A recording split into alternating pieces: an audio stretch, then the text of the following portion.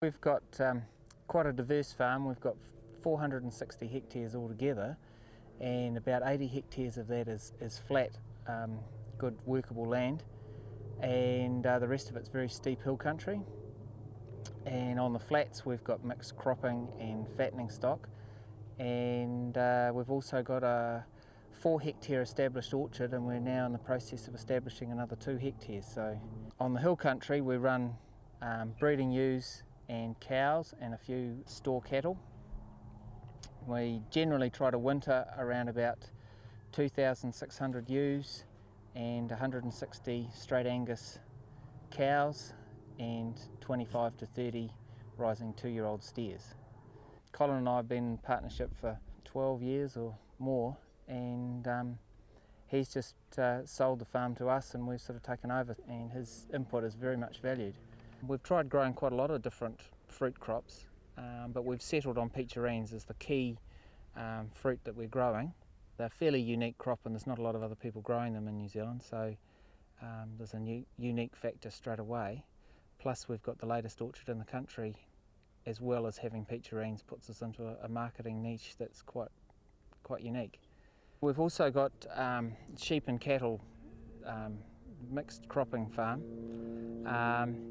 We're probably unique in that way too, in that we run a Drysdale-based ewe flock. We've crossed that breed with both the Finn and the Romney to try and improve the lambing and lamb growth rates in the sheep. And now I think we've got a very productive, very profitable breed of sheep that's producing both meat and wool to a high value. The fertiliser policy on our hill country is we treat the steep faces and the more fertile ridges and valleys separately, and have done for 4 years now, and I get separate soil tests done on a GPS rating through the middle of the steeper hill faces and then along the top of the ridges. And because the stock have a natural tendency to transfer all the fertility from the steep, harder to walk across areas to the gentler slopes to camp each night, that there's a continual movement of fertility there anyway. So we just put either lime or RPR over the whole farm annually, just as a bare maintenance top-up. Then we put targeted applications of high analysis fertiliser, mainly urea, or in the past it's been DAP, with a helicopter over less than half of the hill country. So not only with the targeted applications of nitrogen on the hills, not only does that reduce the bill for the nitrogen itself, but it also reduces the bill for the helicopter because there's not so much up and down movement and there's less altitude variation. And of course too, this means that we don't have to fly directly over the waterways and the dams, so it's keeping the fertiliser out of those sensitive areas. Diana, what is your role here? What do you do day to day? For day to day, definitely looking after the financial side of the business. I also manage the research projects that we've done over the years. So we've done 3 projects for the Farmer Initiated Technology Transfer. That's FIT. It's run with Meat and Wool New Zealand.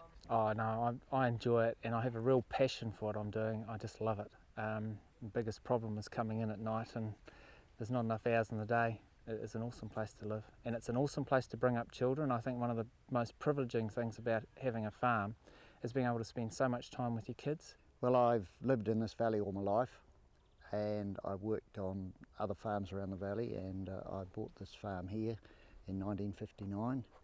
Now I'm just the boy around the place, do as I'm told, and work when I want to. Oh, great, that's good. Well, I've always been interested in the native forest, and there were 2 areas of native bush on the property, and we've turned one into a Queen Elizabeth Covenant, one with the Queen Elizabeth Trust, and that has, once it was all fenced off and that, it has improved immensely, and that happened about 15 years ago.